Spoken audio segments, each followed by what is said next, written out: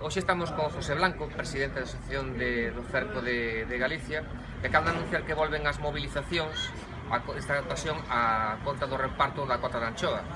Anteriormente foron a conta do xurel e da xarda, non? Por que volvemos outra vez ás rúas? Bueno, volvemos porque levamos insistindo que o gobierno que hai que conseguir a anchoa. Nós, cando foi que se parou aí no Cantábrico a anchoa, que quedamos sin nada, aquí tiñamos 580 toneladas. Entón, esas 580 quedaban perdidas aquí porque non chegaba aquí a anchoa.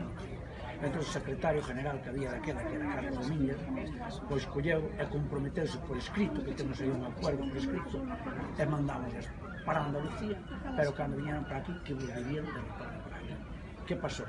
Fíxose a lei de pesca, non se contemplou o compromiso que había, o acordo que había, e entonces nos quedamos agora con un comandante, que é nada, non chega nin para comer. Son 57 toneladas para 153 para 156, exactamente. Bueno, entonces, nós o que estamos, nós chegamos a administración que hai que buscar o compromiso.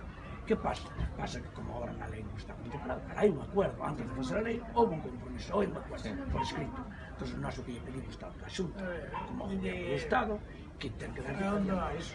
Nós estamos facendo unha negociación con Andalucía, pero claro, cota non lle chega a nadie, e agora eles teñen por lei, e a cousa está así. Aparte que tamén, para que a xente o saiba, esta asignación da anchoa tamén é como consecuencia, bueno, da idea de que o anchoa galega e andaluza, para entendernos, son a mesma, cando a situación é completamente distinta. É totalmente distinta. Esta anchoa que temos aquí no Cantábrico é totalmente, nunca chega aquí ao río, aquí á Guardia, entre España e Portugal, e métese para o oeste e nunca chega. É que iso ten os seus efectos sobre falar da asignación de cuotas, porque as restriccións que hai sobre a anchoa é porque se pensa que está toda na mesma situación de esquema.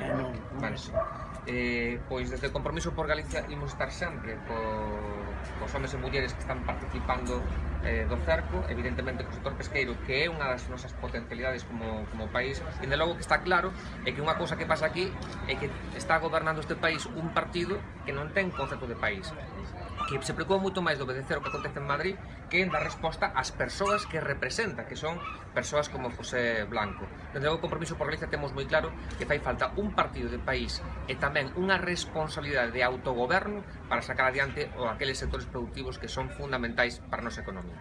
Moitas gracias. Veña, gracias a vos, bons días. Gracias, bons días.